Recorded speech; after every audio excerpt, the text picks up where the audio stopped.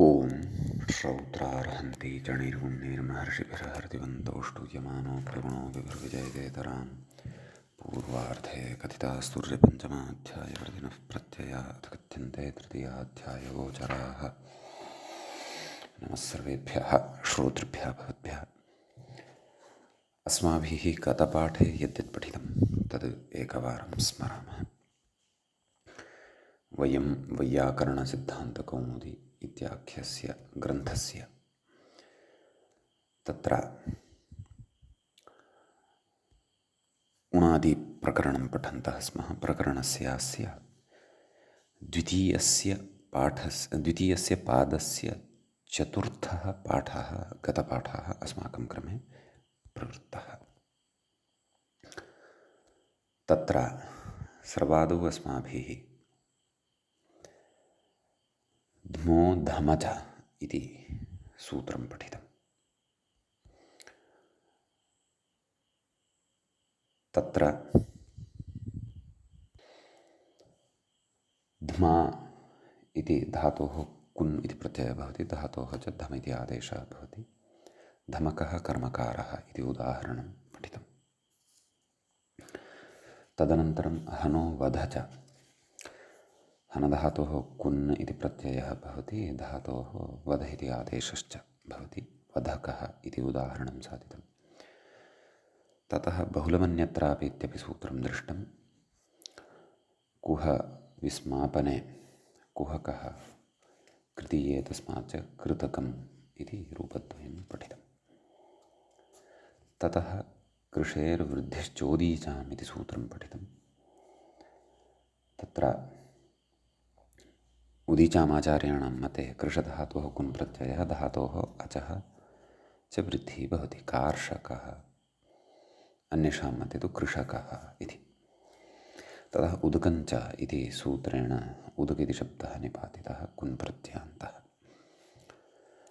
ततः वृश्चिकृष्योः किकन् इति सूत्रं पठितं। वृश्चि अपि च कृषि, ओवृश्चु अपि च कृषि इति धातोः किकन् इति प्रत्ययः भवति। वृश्चिकः कृषिकः इति क्रमशः उदाहरणद्वयं दृष्टम्। ततः प्राङि पणिकषः इति सूत्रं पठितं। आङ् इति उपसर्गसमुदायात् परतः पण अपि च कष इति आभ्यां धातुभ्यां किकन् इति प्रत्ययः भवति। प्रापणिकः पण्यविक्रयी, प्राकषिकः परदारोपजीवी इति तत्र उदाहरणद्वयं दृष्टं। ततः मुषेर्दीर्घश्च इति सूत्रमग्रे पठितम्। तत्र मुष धातोः किकन् इति प्रत्ययः भवति, धातोः उकारस्य दीर्घश्च भवति।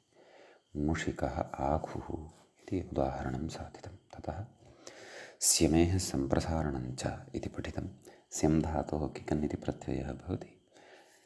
ततः धातोः सम्प्रसारणञ्च भवति। सीमिकः अर्थात् वृक्षभेदः इति तत्र पठितं। ततः क्रियः इकन् इति अग्रिमं सूत्रं पठितं। तत्र क्रीधातोः इकन् इति प्रत्ययः भवति। क्रयिकः इति उदाहरणं क्रेत्रर्थे साधितं। ततः आङि पणिपनि पतिखनिभ्यः इति सूत्रं पठितम्। आङ् उपपदे तत्र पण पन पत अपि च खन् एभ्यः धातुभ्यः इकन् इति प्रत्ययः भवति। आपणिकः, आपनिकः, इन्द्रनीलः, आपथिकः, आखनिकः इति इमानि उदाहरणानि। तत्र इन्द्रनीलः किरातः अपि च श्येनः, मूषिकः इत्यादिषु अर्थेषु पठितानि। आपणिकस्तु तत्र वणिग् वृत्तिकारः अस्तु। तदनन्तरं शास्त्या ह्रियविभ्य इनच् इति इनच् प्रत्ययविधायकं सूत्रं पठितं। श्यै स्त्यै हृ अव एभ्यः धातुभ्यः इनच् इति प्रत्ययः भवति। सूत्रस्य अर्थः दृष्टः। तत्र स्त्येनः, श्येनः, स्त्येनः, हरिणः, अविनः इति इमानि उदाहरणानि दृष्टानि। ततः वृजेः किच्च इति सूत्रं पठितं। तत्र व्रजधातोः इनच् इति प्रत्ययः भवति, स च कित् भवति इति सूत्रस्य अर्थः दृष्टः। तत्र वृजिनम् इति उदाहरणं साधितं, पापः, पापम् इति अर्थः। ततः अजिनं नाम अग्रे सूत्रम् अग्रिमं पठितम्, अजेरजच इति विभावबाधनार्थम् अजधातोः तत्र इनचि परतः अज इत्येव आदेशः भवेत्, अजिन इति रूपं साधितम्, अजिनम् इति। तदनन्तरम् अत्रापि सूत्रं पठितं, बहुलमन्यत्रापि इति। तत्र अन्येभ्यः अपि धातुभ्यः तत्र बहुलप्रवृत्त्या इनच् प्रत्ययः भवति, अतः कठिनं, नलिनं, मलिनं, कुण्लिनं, ततः दिनम् इत्यपि रूपं भवति इति तत्र पठितं। ततः द्रुदक्षिभ्यां मिनन् इति अग्रिमं सूत्रं पठितं। द्रु अपि च दक्ष आभ्यां धातुभ्याम् इनन् इति प्रत्ययः भवति इति अर्थः तत्र दृष्टः। द्रविणं, दक्षिणः, दक्षिणा इत्यादीनि रूपाणि तत्र दृष्टानि। ततः अर्तेः किदिच्च इति सूत्रं पठितं। तत्र ऋ धातोः इनन् इति प्रत्ययः भवति, अपि च किदोद्भावः भवति, धातोः इकारादेशश्च भवति, इरिणन् शून्यम् इति तत्र पठितं। ततः सूत्रं पठितं, वेपि तुह्योर्ह्रस्वश्च इति। वेपि अपि च तुहि आभ्यां धातुभ्यां तत्र इनन् प्रत्ययः भवति, वेपधातोः ह्रस्वः अपि भवति, विपिनं, तुहिनं, तुः धातौ अपि ह्रस्वः भवति, तेन लघुपदगुणः न भवति। तदनन्तरं तलिपुलिभ्याञ्च इति सूत्रं पठितं। तल् अपि च पुल आभ्याम् इनन् इति प्रत्ययः भवति, धातोः ह्रस्वश्च भवति। तलिनं विरले स्तोके स्वच्छेऽपि तलिनं त्रिषु अपि च पुलिनम् इति उदाहरणद्वयम् अत्र पठितं। ततः गर्वे रत उच्चा इति अग्रे सूत्रं पठितं। तत्र गर्वधातोः इनन् प्रत्ययः भवति, धातोः अकारस्य उकारादेशश्च भवति। तत्र गौरिद्वात् गौरादित्वात् नाम षिद्गौरादिभ्यश्च तेनङि सति गुर्विणी गर्भिणी नाम गर्भिण्यर्थ गुर्विणी इति रूपं साधितं। ततः रुहेश्च इति अग्रिमं सूत्रं पठितं। रुहधातोः इनन् इति प्रत्ययः भवति, अतः तत्र रोहिणः इति प्रयोगः साधितः। ततः महेरिणन् च इति अग्रिमं सूत्रं पठितं। महधातोः इनन् इति प्रत्ययः भवति इति। चात् इनन् अपि भवति, अतः माहिनं, महिनं, राज्यम् इति उदाहरणद्वयमत्र दृष्टं। ततः क्विवचि प्रच्छीर्षि सुरुद्रुपृज्जुवां दीर्घो सम्प्रसारणं च इति अग्रिमं सूत्रं पठितं। वचादयः ये धातवः तेभ्यः क्विप् प्रत्ययः भवति, धातोः दीर्घः भवति, अपि च सम्प्रसारणं यत्र प्राप्तं भवति तत् सम्प्रसारणं न भवति इति सूत्रस्य अर्थः दृष्टः। अत्र वाक्, प्राट्, श्रीः, श्रूः, ततः द्रूः, कटप्रूः, जूः इत्यादीनि उदाहरणानि क्रमशः दृष्टानि। तेषाम् उदाहरणानाम् अर्थचर्चा अपि अस्माभिः कृता इति। एतावन्ति सूत्राणि गते पाठे प्रवृत्तानि। गतपाठस्य अन्ते व्याख्यापङ्क्तयः इत्थमासन्। वागिति क्विपः सर्वलोपितया कुत्वे दीर्घे वचिष्वपि यजादीनामिति प्राप्तसम्प्रसारणाभावे च रूपं। प्राट इति प्रच्छधातोः क्विपि ग्रहिज्येति सम्प्रसारणाभावे दीर्घेच्छस्य छुवोः षूडनुनासिके च इति शकारे व्रश्चेति षत्वे जष्ट्वे चर्त्वे च रूपं। श्रीरिति दीर्घे रूपं। कृतिकारादिति ङेष्तुनशङ्क्यः कृतो य इकारः इति व्याख्यानात्। अत्र इकारस्य कृतवयवत्वं नास्ति, कृतप्रत्ययस्तु सर्वलुप्तः। श्रूरिति श्रुधातोर्दीर्घे रूपं। द्रूरिति द्रुधातोरूपं। जुषब्दार्थं विवृण्मेदिनिकोशमाः। जूराकाशे सरस्वत्यामिति। सम्यक्। इति एतावत्पर्यन्तं व्याख्याभागं च वयं पठितवन्तः। अयम् अस्मत्क्रमे उणादिप्रकरणस्य द्वितीयस्य पादस्य तत्र चतुर्थः पाठः प्रवृत्तः अभूत्। अधुना तावत् अस्मत्क्रमे उणादिप्रकरणस्य द्वितीयस्य पादस्य पञ्चमः पाठः आरब्धो भवति। तत्र अग्रिमं सूत्रम् अधुना अस्माभिः पठनीयं वर्तते। मूले व्याख्यायां च अग्रे सूत्रं दृश्यते। आप्नोतेर्ह्रस्वश्च इति। तत्र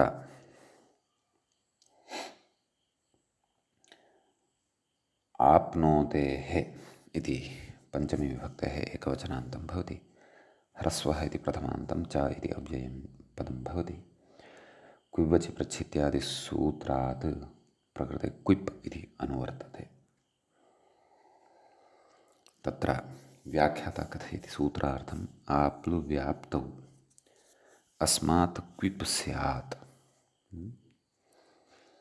प्रकृतेः ह्रस्वश्च। प्रकृतिः च या वर्तते तस्याः ह्रस्वः भवति। अतः आप क्विप् ह्रस्वे सति अप् इति सिद्ध्यति। जलार्थे अयं शब्दः भवति नित्यं बहुवचनान्तश्च। सम्यक्। अतः तत्र मूले कथयति खलु आपः अपः अद्भिः अद्भ्यः। इमानि रूपाणि सर्वाणि अपि अस्माकं तिङन्तादि शब्दाधिकारे सम्पादितानि वर्तन्ते, पठितानि वर्तन्ते। व्याख्याते आप इति अप्तृन् इति दीर्घः, अप्तृन् तृच इत्यादिना दीर्घः भवति। ह्रस्वश्रवणायाः नाम तर्हि ह्रस्वश्रवणस्य किं प्रयोजनमिति चेत् तस्य अपः द्वितीया बहुवचनादिषु प्रयोजनमस्ति। अद्भिः अपोभिः इति तकारादेशः जष्टुम्। एतत् सूत्रम् अपोभिः अपि अस्माभिः पूर्वं पठितमस्ति। अतः अत्र विशेषेण वक्तव्यमिति नास्ति। मूले तु अद्भिः अद्भ्यः इति चतुर्थ्यन्तानि रूपाणि दत्तानि। पञ्चम्याम् अद्भ्यः, षष्ठ्याम् अपां, सप्तम्याम् अप्सु इति इमानि रूपाणि अत्र अवगन्तव्यानि। समीचीनं। ततः अग्रिमं सूत्रं भवति मूले व्याख्यायाञ्च परौ व्रजेशः पदान्ते इति। तत्र परौ इति पञ्चम्यन्तं भवति। व्रजे इति व्रजेः, परौ व्रजेः, व्रजेः इति पञ्चम्यन्तं भवति। शः इति प्रथमान्तं भवति। पदान्ते इति सप्तम्यन्तं भवति। क्विब्बचि इत्यादिसूत्रात् क्विप् इति अनुवर्तते। व्याख्याता कथयति परौ उपपदे नाम परि इति भवति खलु इकारान्तं, तस्मिन् उपपदे व्रजगतौ इत्यस्मात् क्विप् दीर्घश्च भवतः। अस्मात् क्विप् इति प्रत्ययो भवति, अपि च दीर्घः भवति। सम्यक्। पदान्तस्य तु जकारस्य षकारः च इत्यर्थः। पदान्तविषये षत्वे कृते उदाहरति। परिव्राड् इति मूले पश्यन्तु। मूलेपि सूत्रार्थः उक्तः वर्तते। व्रजेः क्विप् दीर्घौ स्तः, पदान्ते तु षश्च। नाम पदान्तत्वं यत्र लभ्यते तदा अस्य षत्वं भवति। अतः परिव्राट्। तर्हि परि उपसर्गपूर्वकव्रजधातोः क्विप् सर्वलोपः, दीर्घश्च धातोः परिव्राज् इति जायते। ततः पदान्ते विद्यमानस्य अस्य षत्वं परिव्राष्। ततः व्याख्याता कथयति पश्यन्तु प्रक्रियां। जष्ट्वषर्त्वे इति भावः। नाम जलाञ्जषवन्ति इत्यनेन जष्ट्वेन तत्र डकारः भवति। वैकल्पिकचर्त्वात् परिव्राट् परिव्राड् इति रूपद्वयं लभ्यते। मूले तु सामान्यतया एकमेव रूपं दत्तं वर्तते। द्विवचने परिव्राजौ कथयति पदान्तत्वाभावान्न षत्वम्। अत्र पदान्तत्वं नास्ति, अतः षत्वं न भवति। एवम् इतरत्र सर्वत्र अन्येषु अपि वचनेषु विभक्तिषु वा ज्ञेयम्। सम्यक्। अग्रिमं सूत्रं पश्यामः। तत्र हुवः श्लुवच्च इत्यस्ति। हुवः इति पञ्चम्यन्तं भवति, पञ्चमी विभक्तेः एकवचनान्तं। श्लुवत् इति अव्ययं भवति, च इति अपि अव्ययं भवति। तत्र क्विवचि इत्यादिसूत्रात् क्विप् इत्यनुवर्तते, दीर्घः इत्यपि अनुवर्तते। दीर्घस्य अनुवृत्तिः गतसूत्रेपि आसीदेव। व्याख्याता सूत्रार्थं कथयति। तत्र हुदानादनयोः अस्मात् क्विप् धातोर्दीर्घः श्लुवत्वं च भवति इत्यर्थः।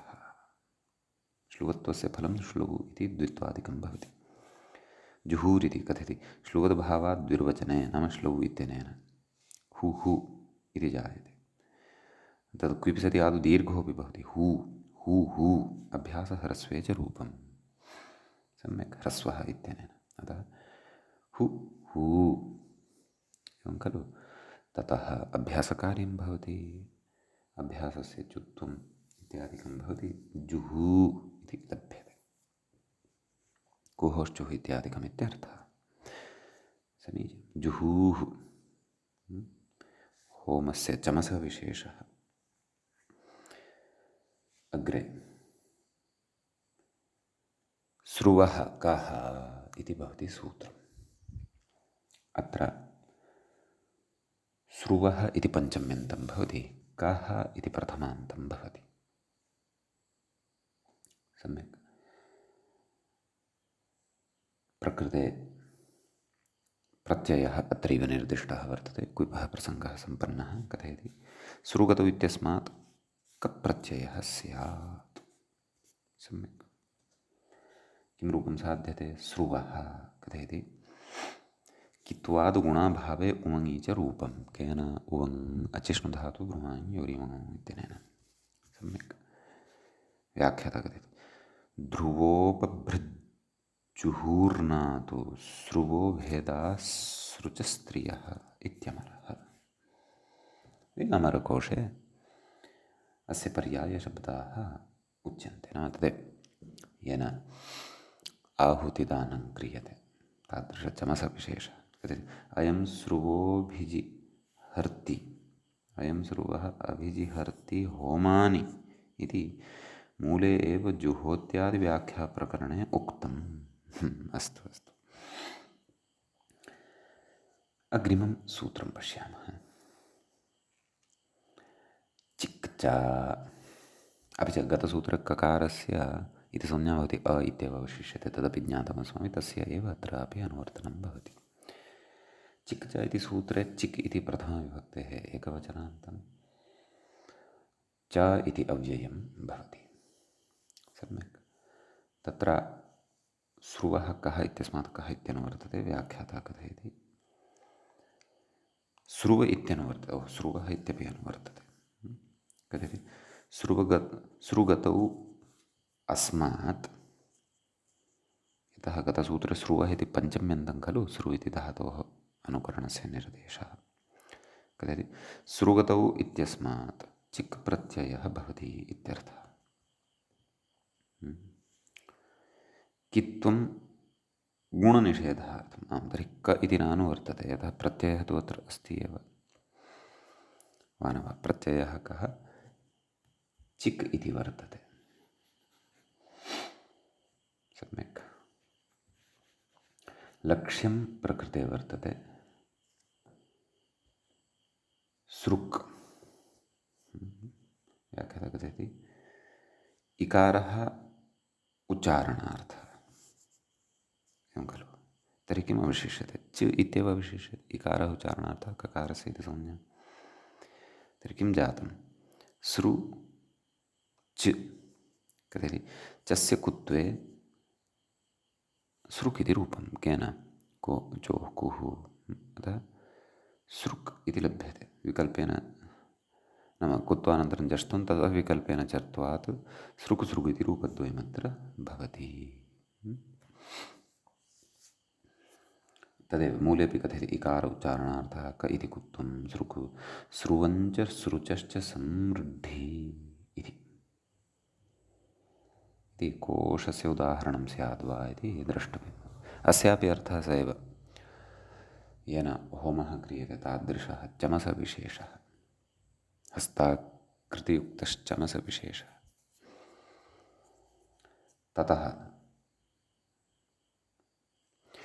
अग्रिमं सूत्रं पश्यामः मूले व्याख्यायां च भवति तनोतेरनश्चवः इति। तनोतेः इति पञ्चम्यन्तम् अनः इति षष्ठ्यन्तं च इति अव्ययं वः इति प्रथमान्तम्। सम्यक् चिक् च इत्यतः चिक् इति अनुवर्तते। सूत्रस्य अर्थः भवति व्याख्याता कथयति मूलेपि अस्ति मूलेपि कथयन्नस्ति किं पश्यन्तु तनोतेश्चिक् प्रत्ययः अनः वश्चादेशश्च इति व्याख्याता कथयति चिकित्यनुवर्तते तनुविस्तार इत्यस्मात् चिक् प्रत्ययः अस्तु तन्धात्ववयवस्य अन् इति सङ्घातस्य व इत्यकारविशिष्टः सङ्घातो भवति इत्यर्थः व अ इति भवति इति। अत्र का स्थितिः अस्ति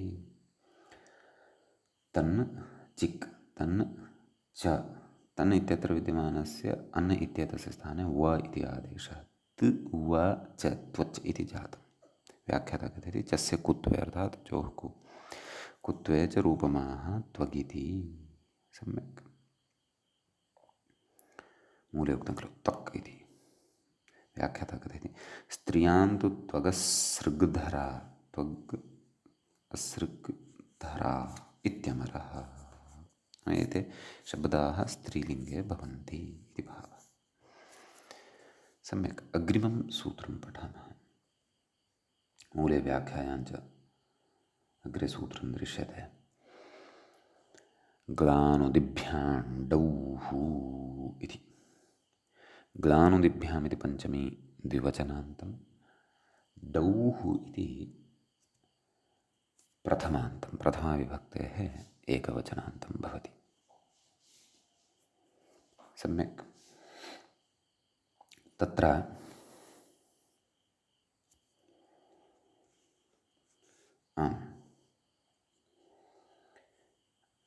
प्रकृते डौ इति प्रत्ययप्रसङ्गः अस्ति।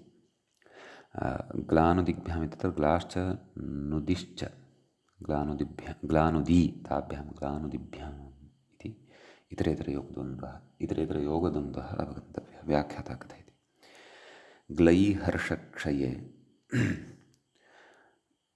णुतप्रेरणे आभ्यां डौ प्रत्ययः इति भावः। सम्यक्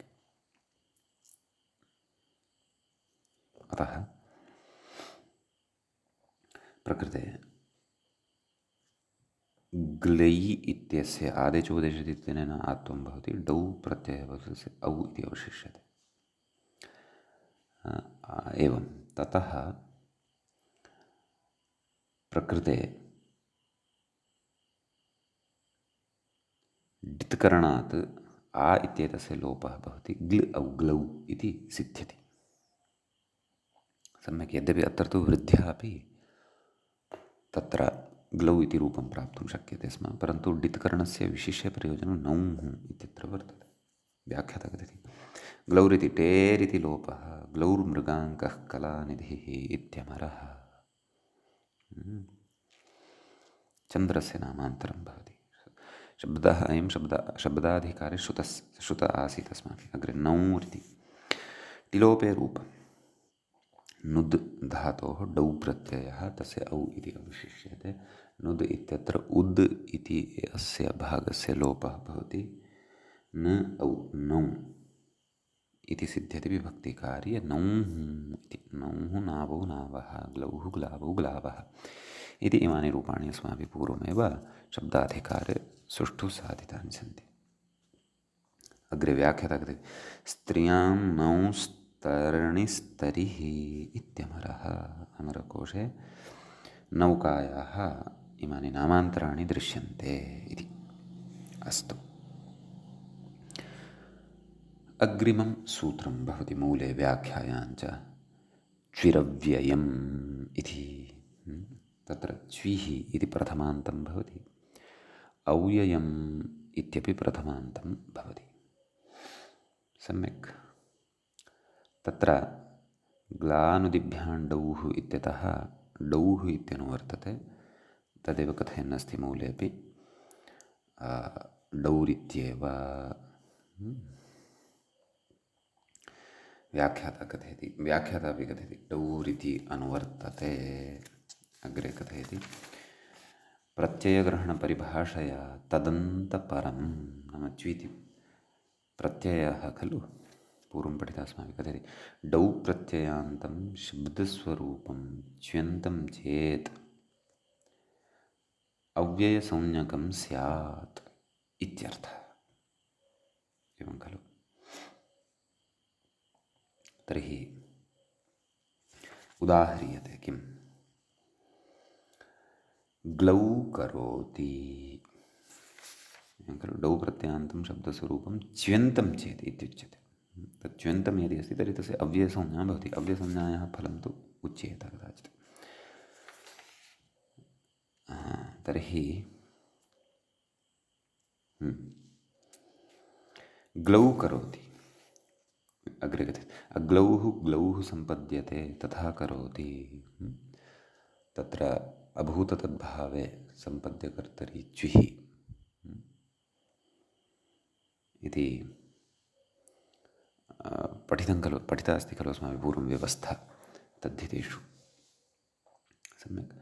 अग्लौः ग्लौः सम्पद्यते तत् करोति इति। तर्हि ग्लौ एतस्मात् च्वि इति प्रत्ययः भवति, च्विरव्ययं। यतः सूत्रार्थः अस्माभिः दृष्टः, डौ प्रत्ययान्तं शब्दस्वरूपं च्यन्तं चेत् अव्ययसंज्ञकं भवति इति। सम्यक्। कृभ्वस्थियोगे सम्पद्यकर्तरि च्विः इत्यनेन भवति। च्वेः सर्वलोपः भवति। वकारस्य वेरप्रयुक्तस्य इति गच्छति, इकारस्तु उच्चारणार्थः चकारोपि गच्छति, सर्वलोपः भवति। सम्यक्। अतः ग्लौ च्विप्रत्ययान्तानां गतिसंज्ञा भवति। सम्यक्। अतः ते प्राग्धातोः इति कृत्वा ग्लौ करोति इति रूपं भवति। चन्द्रः यः नास्ति तं चन्द्रं करोति इति भावः। व्याख्याता कथयति अव्ययत्वप्रयोजनं तु सुपो लुकु इति। अव्ययादाप्सुपः इत्यनेन। सम्यक्। कथयति अस्य नियमार्थत्वम् आह कृन्मेजन्त इत्यादि मूले पश्यतु।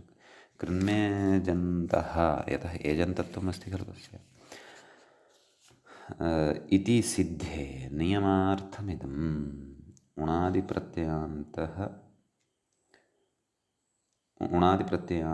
च्यन्तः एव इति इत्यादिना नियमाकारमाः। व्याख्याता कथयति कृन्मेजन्त इत्यादिना नियमाकारमाः उणादिप्रत्ययान्ता इति च्यन्त इति तेन नौर्ग्लौः इत्यादौ नाव्ययत्वम् इति। खलु। कः नियमः कः उक्तः? उणादिप्रत्ययान्तश्च्यन्तः एव इति। नाम उणादिप्रत्ययान्तः च्यन्तः यः वर्तते तस्य एव अव्ययत्वं। तर्हि प्रकारान्तरेणापि अत्र सिद्धिः भवति इति भावः। तर्हि नौर्ग्लौ इत्यादिषु नाव्ययत्वम् इति खलु उक्तम्। तर्हि तस्य अयं भावः। नाम वस्तुतः प्रकारान्तरेण तु अस्य सिद्धिः न भवति, परन्तु उणादयः अव्युत्पन्नानि प्रातिपदिकानि इत्यपि अस्ति खलु पक्षः। तस्मिन् पक्षे अस्य उणादित्वं नास्ति, अतः तस्मिन् पक्षे अव्ययत्वमपि अस्य नास्ति इति भावः। इति अत्र कथनस्य अभिप्रायः। सम्यक्। यदा अनव्ययत्वेनापि व्यवहारः अस्ति खलु अस्य, परन्तु इदमपि अस्ति, च्विप्रत्ययः यत्र न भविष्यति तत्र तु अनव्ययत्वमेव खलु, च्विप्रत्ययपक्षे इदम् उक्तम्। अतः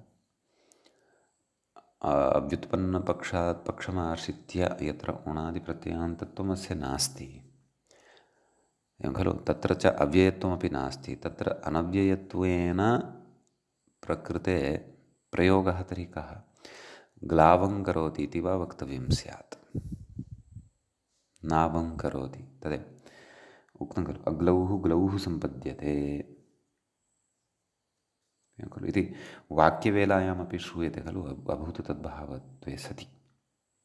तत्र च्विप्रत्ययः नास्ति, च्यर्थः तु अस्ति, अभूत तद्भावः, परन्तु तत्र अव्ययत्वात् सुग्लुक् यथा न स्यात् वाक्ये, ग्लौः इति श्रूयेत, तदर्थम् अनव्ययत्वमपि अपेक्षितम् इति अत्र एतावत् व्याख्यानम् इतोपि अपेक्षितं स्पष्टतार्थम् इति चिन्तयामि। तत्त्वबोधिन्यां कदाचित् स्यात् द्रष्टव्यम्। तदेव कथयन्नस्ति, च्यन्ते एवेति तेन, तत्त्वबोधिनिकारं पश्यन्तु, तेन ग्लौर्नौर् गौर् इत्यादीनां नाव्ययत्वमिति भावः। अस्तु, तत्त्वमूले अपि उक्तमस्ति, बालमनोरमाकारेणापि उक्तमस्ति। भवतु, मया ततः किञ्चित् अग्रे चिन्तनं कृतं, तद् युक्तम् इति अनुभवन्ति भवन्तः, तर्हि ग्राह्यम्, अन्यथा त्याज्यम्। अस्तु, अग्रिमं सूत्रं भवति रातेर्डैः इति। रातेः इति पञ्चम्यन्तं भवति, डैः इति प्रथमान्तं भवति। सम्यक्। व्याख्याता सूत्रार्थं कथयति, रादाने इत्यस्मात् डै प्रत्ययो भवति इत्यर्थः। एवं खलु, तत्र राः रायौ रायः इति नाम उदाहरणनियमानि कथयति। तत्र राधातोः डै प्रत्ययस्य ऐ अवशिष्यते, डित्तु सामर्थ्यादव्यस्यापि लोपति, आ इत्येतस्य लोपे सति रै इति शब्दः सिद्धः भवति। रायो हलि इति आत्वविधायकं सूत्रम् अस्माभिः पूर्वं पठितमेव अस्ति, अतः राः रायौ रायः इत्यादीनि रूपाणि भवन्ति, तान्यपि अस्माभिः शब्दाधिकारे सुष्ठु साधितानि वर्तन्ते। व्याख्याता कथयति, अर्थरै विभवा अपि इत्यमरः इति। सम्यक्। अग्रे सूत्रं भवति गमेर्डोः इति। गमेः इति पञ्चम्यन्तं भवति, डोः इति प्रथमान्तं भवति। व्याख्याता कथयति, गम्लु गतौ इत्यस्मात् डो प्रत्ययः इत्यर्थः। सम्यक्। तर्हि तत्र गौर् इति मूले उक्तं खलु, गौर्नादित्ये बलिवर्दे किरणक्रतुभेदयोः, स्त्री तु स्याद्दिशि भारत्यां, भूमौ च सुरभावपि, नृस्त्रियोः स्वर्गवज्राम्बुरश्मि दृग्बाणलोमसु। एतावन्तः अर्थाः भवन्ति गोशब्दस्य इति भावः। समीचीनं। तर्हि डो प्रत्ययशब्दः परतः अत्र मूलशब्दः नाम गमधातौ डो प्रत्ययः डित्वादवस्यावटेर् लोपे सति अम् इति लुप्यते, गो इति मूलशब्दः अत्र सिद्धः भवति, गौः इति रूपं भवति। इदञ्च पूर्वं साधितमस्ति अस्माभिः, व्याख्याता तथापि स्मारयति, टिलोपे गोतोणिदिति णिदोदभावे वृद्धौ च रूपं गौः इति सिद्ध्यति। सम्यक्। गोशब्दार्थं विवृण्केशवोक्तमाः गौर्नादित्य इत्यादिना, मूले या पङ्क्तिः अस्माभिः अधुनैव पठिता सा। व्याख्याता अन्यदपि कथयन्नस्ति, गौरिला कुम्भिनी क्षमा, अनड्वान् सौरभेयो गौः, माहेयी सौरभेयी गौः इति च अमरः इति अस्ति। अग्रे कथयति, बाहुलकात् द्युतेरपि डोः। व्याख्याता द्यौरिति रूपमाः, बाहुलकादिति द्युतदीप्तौ इत्यस्मात् प्रत्यये डो प्रत्यये टिलोपे च रूपं, तर्हि द्यो इति सिद्ध्यति खलु। द्यौः द्यावौ द्यावः इत्यादीनि रूपाणि भवन्ति खलु। तत्र अग्रे अमरपङ्क्तिं लिखति व्याख्याता द्यो दिवौ द्वे स्त्रियामभ्रम् इत्यमरः इति कथयति। सम्यक्। अग्रे सूत्रं भवति भ्रमेश्चडूः इति। तत्र कथयति भ्रमेः इति पञ्चम्यन्तं भवति, पञ्चमी विभक्तेः एकवचनान्तं, च इति अव्ययं, दूः इति प्रथमान्तं भवति। ततः अग्रे कथयति व्याख्याता कथयति भ्रमो अनवस्थाने चाद्गमल्गतौ गतसूत्रात् नाम प्रकृतिचाग्रहणसामर्थ्यात् गमधातुः अपि स्वीक्रियते, आभ्यां डू प्रत्ययः स्यादित्यर्थः। डित्वा टिलोपः तर्हि भ्रूरिति प्रमधातोः डू तस्य उ अवशिष्यते, डित्तुसामर्थ्यात् भस्याविटेर्लोपः इति कृत्वा भ्रम् इति अम् इति भ्रम् इत्यत्र अम् इति भागः लुप्यते, भ्रू उ भ्रू, ततः विभक्तिकार्ये कृते भ्रूः इति सिद्ध्यति। अग्रे उच्यते ऊर्ध्वे दृग्भ्यां भ्रुवौ स्त्रियाम् इत्यमरः इति उच्यते। सम्यक्। दृग्भ्याम् ऊर्ध्वे यौ ये भवतः ते भ्रुवौ इति।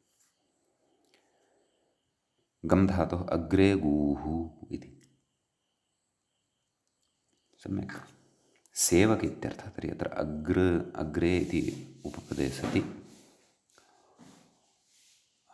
गम धातोः डु प्रत्ययः भवति, डित्वात् टिलोपः, ततः अग्रे ङि ग उ हलदन्तात् सप्तम्याः इत्यनेन लोपे सति अग्रे गू विभक्तिकार्ये कृते अग्रे गूः इति सिद्ध्यति। सेवक इत्यर्थः। सम्यक्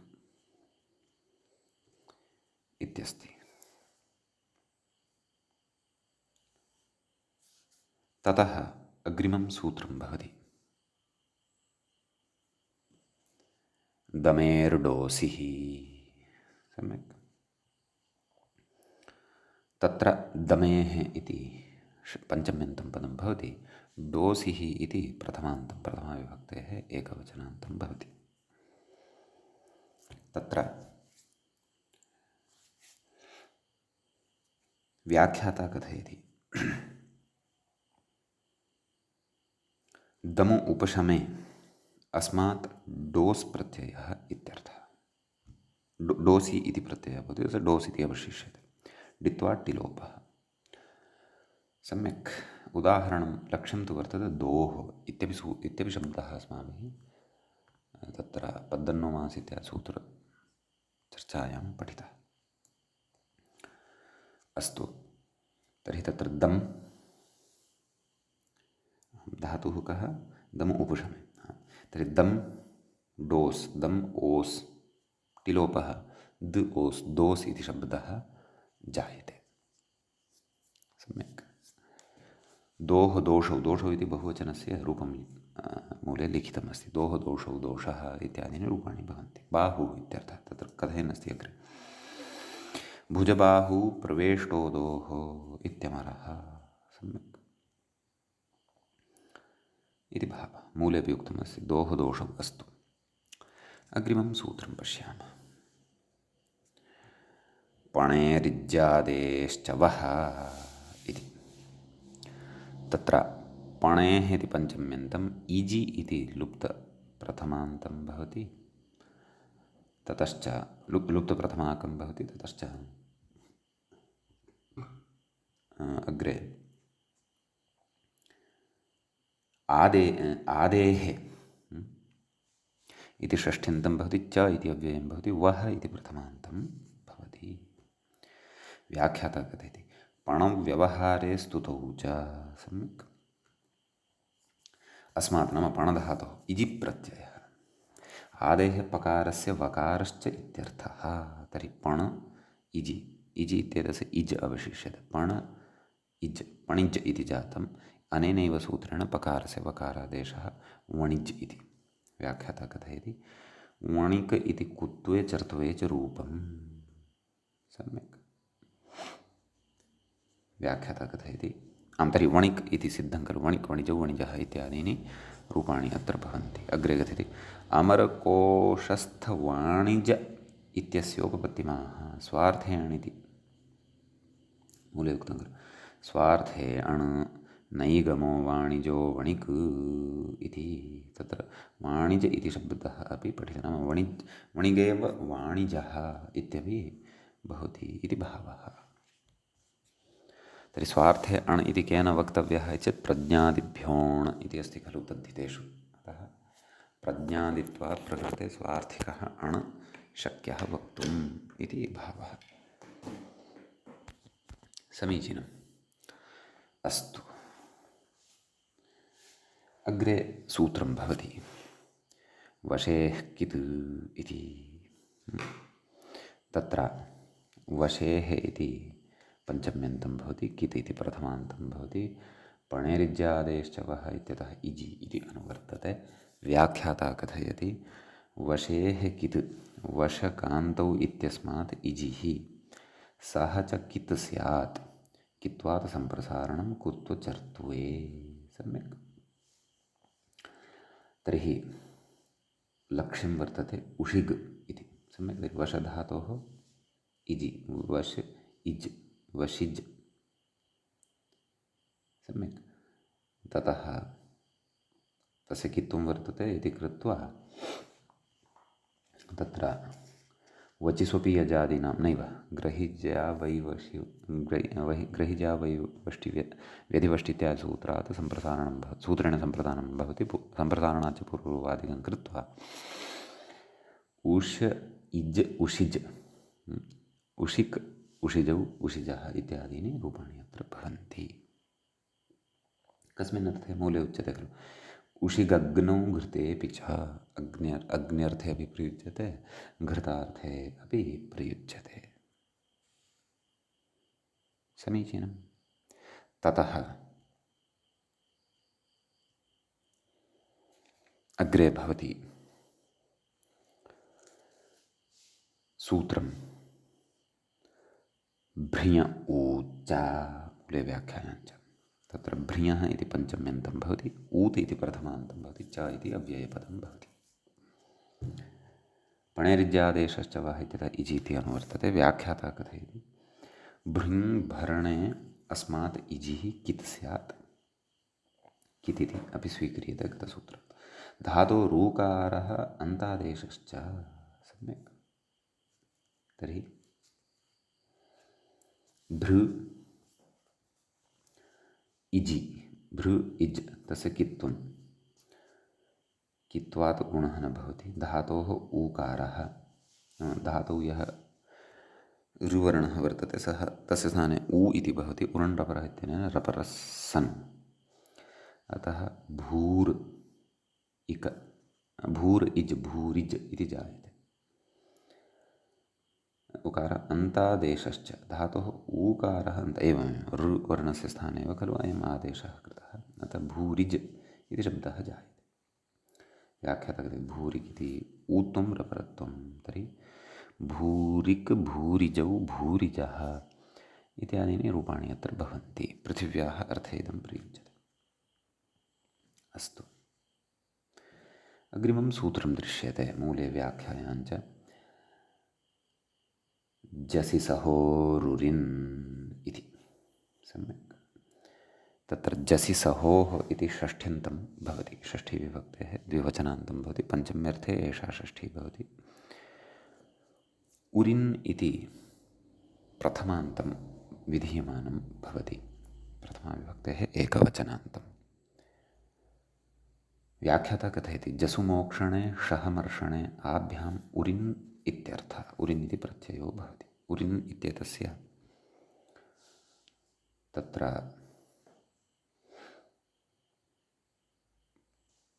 उरि इति अवशिष्यते वा इति द्रष्टव्यं। सत्यं तदेव कथयति। अग्रे मूले उदाहरणं पश्यन्तु। जसुरिर्वज्रं तर्हि जसधातोः उरिन् नकारस्य इति संज्ञा उरि इति अवशिष्यते, जसुरि इति जायते, विभक्तिकार्ये कृते जसुरिः इति सिद्ध्यति। ततः सः धातोः सहुरिः आदित्यः पृथिवी च, एवं खलु आदित्यार्थेपि भवति, पृथिव्यार्थे अपि सहुरिः इति शब्दः भवति। सः धातोः उरिन्, उरिनः अत्रापि उरि इति अवशिष्यते, सहुरि इति सिद्ध्यति। सम्यक्। ततः अग्रिमं सूत्रं वयं पठामः।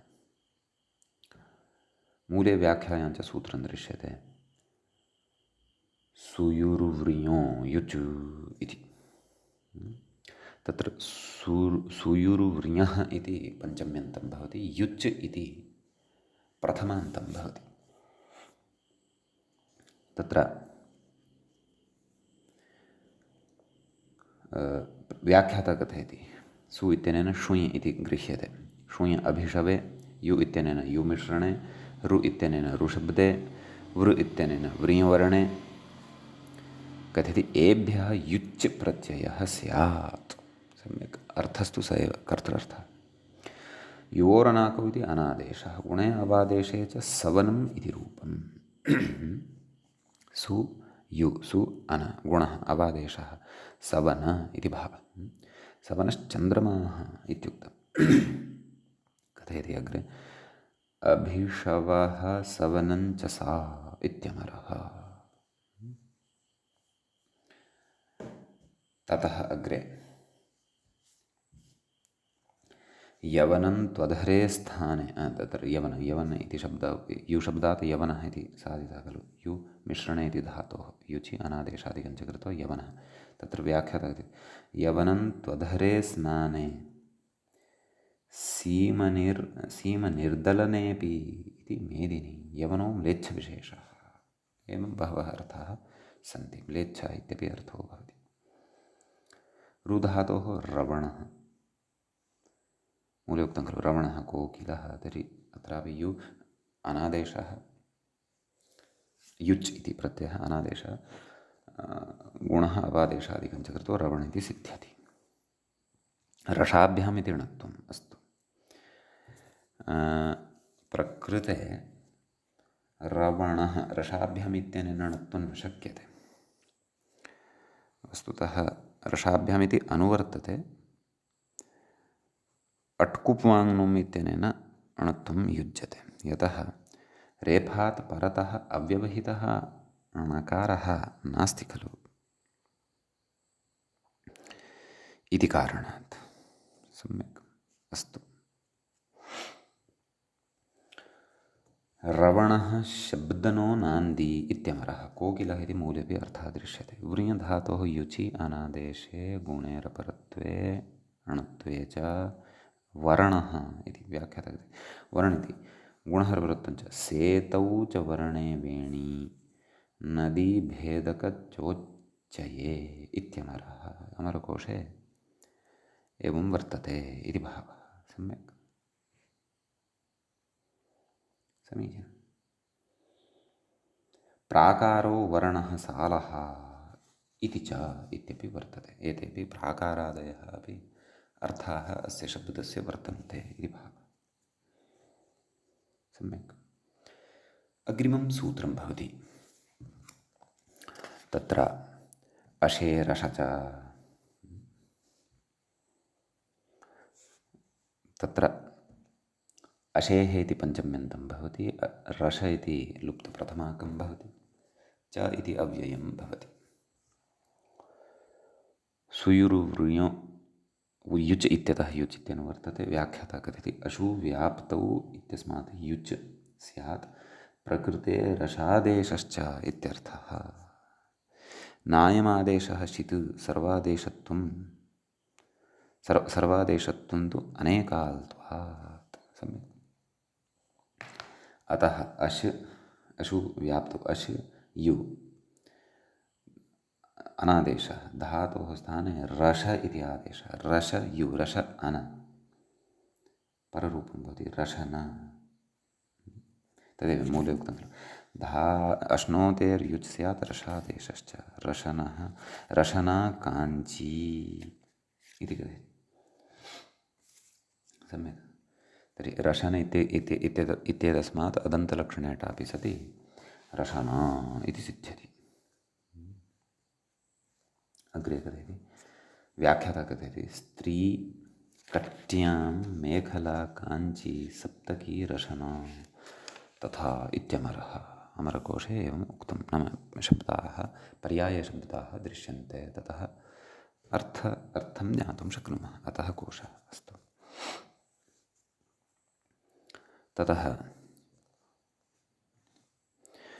मूले कथयति जिह्वावाचि तु दन्त्यसकारवान् कथयति रसज्ञा व्याख्याता अपि कथयति जिह्वावाचि इति रसज्ञा रसना जिह्वा इति प्रसिद्ध इति भावः दन्त्यसकारे इति रस आस्वादने चौरादिकः ततः नन्द्यादित्वात् ल्युप्रत्यये अनादेशे रूपमिति भावः नन्दिग्रहिपचादिभ्यो ल्युनिन्यचः इति भावः। सम्यक् भवतु। तर्हि रसना रशना अनयोः शब्दयोः सकारशकारद्वारा भेदः भवति, अर्थभेदः भवति इति भावः।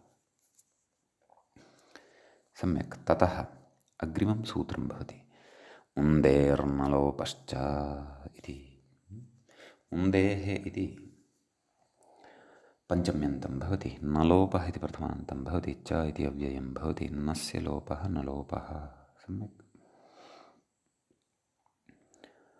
ततः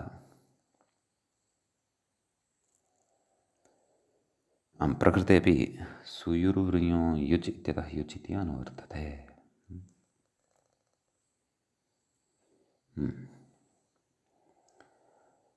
व्याख्याता कथयति उन्दी क्लेदने अस्मात् युच् धातोर्नकारस्य लोपश्च इत्यर्थः। उपधः गुणः।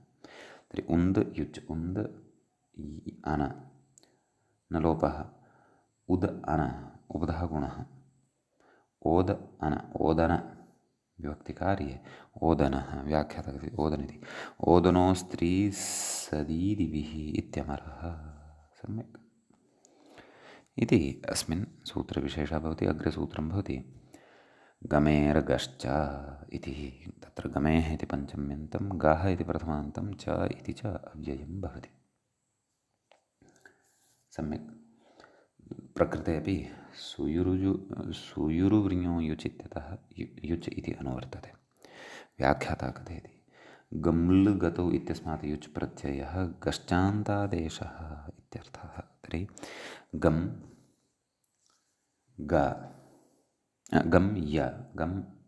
यु अनादेशः, गम् अन,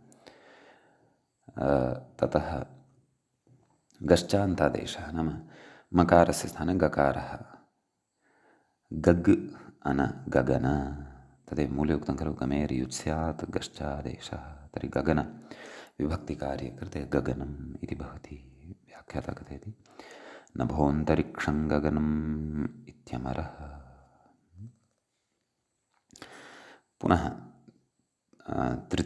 तृतीयपर्याये पुनः सूत्रमग्रे उपस्थितं, समानमेव सूत्रं बहुलमन्यत्रापि इति। युच् स्यात् नाम अन्येभ्यः धातुभ्यः अपि बहुलप्रवृत्त्या युच् प्रत्ययः भवेत् इति भावः। तर्हि बहुलमिति प्रथमान्तं भवति, अन्यत्र इति अव्ययं भवति, अपि इत्यपि अव्ययं भवति इति अस्माभिः पूर्वं पठितमेव अस्ति। स्यन्दनः व्याख्याता कथयति मूले रूपं दत्तमस्ति स्यन्दनः। तत्र व्याख्याता कथयति स्यन्दन इति स्यन्दो प्रस्रवण इत्यस्मात् युजीति भावः। सम्यक्। अतः स्यन्द् अन स्यन्दन विभक्तिकार्ये कृते स्यन्दनः इति रूपं तत्र सिद्ध्यति। रथस्य नाम भवति रोचन रुचधातोः युचि अनादेशे लघुपदगुणे सति अदन्तलक्षणे टापि सति रोचन। तदेव कथयति रुचदीप्तौ इत्यस्मात् प्रत्ययः। सम्यक्। रोचन इति सिद्ध्यति। एवमेव अन्यानि अपि उदाहरणानि अत्र भवितुम् अर्हन्ति। द्योतनः, नयनं, चन्दनम् इत्यादि। प्रयोगम् अनुसृत्य। अग्रे सूत्रं भवति रञ्जेः क्युम् इति। तत्र रञ्जेः इति पञ्चम्यन्तं भवति, क्युन् इति तु प्रथमान्तं भवति। सम्यक्। तत्र व्याख्याता कथयति रञ्जरागे अस्मात् क्युन् स्यात्। सम्यक्। तत्र रञ्ज क्युन्, क्युनः यु अवशिष्यते, ककारस्य इति संज्ञा भवति, नकारस्यापि इति संज्ञा भवति। रज अन, रञ्ज अन प्रकृते अनिदितां हलोपदः याः क्ङिति इत्यनेन न लोपः भवति, अत एव कित्करणं सार्थकं। रज अन रजनम् इति सिद्ध्यति। कित्वान् न लोपिति भावः, ल्युटि तु रञ्जनम् इति भावः। रञ्जनं रक्तचन्दनम् इत्यमरः, एवं खलु। रञ्जनं रक्तचन्दनं भवतु नाम, परन्तु रजनं नाम किम् इति जिज्ञासा जायते। नाम येन रज्यते, प्रायः तादृशपदार्थविशेषः भवतु। समीचीनम्। अग्रे सूत्रं भवति, व्याख्याता इङ्गितं करोति भूसुधु, भूसुधु मूले पश्यामः चेत् भूसुधुभ्रस्जिभ्यश्छन्दसि इति। तर्हि भूसुधुभ्रस्जिभ्यः इति पञ्चम्यन्तं भवति, पञ्चमे विभक्तेः बहुवचनान्तं भवति। छन्दसि इति प्रथमान्तं भवति। के अत्र धातवः सन्ति इति तत्र व्याख्याता कथयति। किं भूसत्तायां तत्र यं जातमस्ति, भूसत्तायं, तत्र आकारः योजनीयः। अस्तु। भूसत्तायां षूं प्राणिप्रसवे धूयकम्पने भ्रस्जपाके एभ्यः क्युन् स्यात्। सम्यक्। तर्हि भू इत्येतस्मात् क्युन्, क्युनः उ यु अवशिष्यते, अनादेशः। व्याख्याता कथयति कित्वान् न गुणः ऊङ् इति भावः, अचिष्णुधातुः युर्योः इत्यनेन ऊकारस्य स्थाने ऊङि सति भुवनम् इति सिद्ध्यति। अग्रे कथयति विष्टपं भुवनं जगत् इत्यमरः। सुवन आदित्यः, तर्हि सु इति धातोः यु तस्य अनादेशः वङादेशः भवति सुवनं, सुवनः पुल्लिङ्गे, आदित्यः इति अर्थः भवति, पुल्लिङ्गे शब्दः अयमपि। ततः अग्रे धू इति धातुः भवति। भूसत्तायाम् इत्यस्य दृष्टं, शून्य प्राणिप्रसवे इत्यस्य दृष्टम्, इदानीं धूयकम्पने, तत्र नि उपसर्गं स्वीकुर्वन्नस्ति। न मूले तु आदौ उदाहरणं धुवनः इति दत्तं, तर्हि धू धातोः तदेव यु अन ओङादेशः चिष्णुधातुः युर्योम् इत्यनेन धुव अन धुवन, विभक्तिकार्ये कृते धुवनः इति सिद्ध्यति। अर्थः भवति वह्निः इति भावः। सम्यक्। व्याख्याता कथयति निधुवनम् इति। निधुवनं सुरतरं, सम्यक्, सुरतं क्षन्तव्यः, निधुवनं सुरतं। तर्हि अत्र नि उपसर्गपूर्वात् धू धातोः धूयकम्पने अस्मात् धातोः युचि अनादेशे किमपि न, नि इति उपसर्गभेदः एव अस्ति, निधुवनम् इति सिद्ध्यति। सुरतं कथयति। व्याख्याता कथयति मैथुनं निधुवनं रतम् इत्यमरः। नाम एते अन्ये शब्दाः, पर्यायशब्दाः भवन्ति। अग्रे धातुः भवति भ्रस्जपाके, तत्र रूपं साधितं भृज्जनम् अम्बरीषम् इति कथयति। क्युनः कित्वात् ग्रहिज्य इति सम्प्रसारणं, रुवर्णस्य स्थाने रेफस्य स्थाने रुवर्णः आगच्छति। भ्रस्ज इति, भृस्ज इति जायते, सस्य जष्टुवेन दः, चराञ्चर्चषि इत्यनेन एव खलु। भ्रद्ज, दस्य श्चुत्वेन जः, श्चौश्चुन स्तोश्चुनाश्चु, अतः भृज भृज। सम्यक्। क्युनः कित्वात् प्रकृते अन्यानि कार्याणि न भवन्ति, प्राप्यमाणानि अपि न सन्ति। अतः भृज अन नाम लघुपदगुणः न प्राप्यमाणः अस्ति, यतः सः रुवर्णः न उपधः। अस्तु। तर्हि भृज अन भृज्जन, विभक्तिकार्ये कृते भृज्जनम् इति सिद्ध्यति। अम्बरीषम् इति उक्तं, नाम भ्राष्ट्रविशेषः इति भावः। इति एतावान् विशेषः अस्मिन् सूत्रे भवति। कृवृवृजि इत्यादि सूत्रमादाय वयम् अग्रिमे पाठे उपस्थिताः भविष्यामः। अद्यतनपाठः तावत् अत्रैव उपसंह्रियते। मङ्गलं कुर्मः। श्रौत्रार्हन्ति च निरुण्णैर्महर्षिभिरहृदिमन्तोष्टूयमानोऽप्योणो विभुर्विजयतेतरां पूर्वार्धे कथितास्तुर्यपञ्चमाध्यायवर्तिनः प्रत्यया अथ कथ्यन्ते तृतीयाध्यायगोचराः। एवञ्च उणादिषु द्वितीयस्य अस्य पादस्य पञ्चम एष पाठः अस्माकं क्रमे सम्पन्नतां गतः। नमः सर्वेभ्यः श्रोतृभ्यः।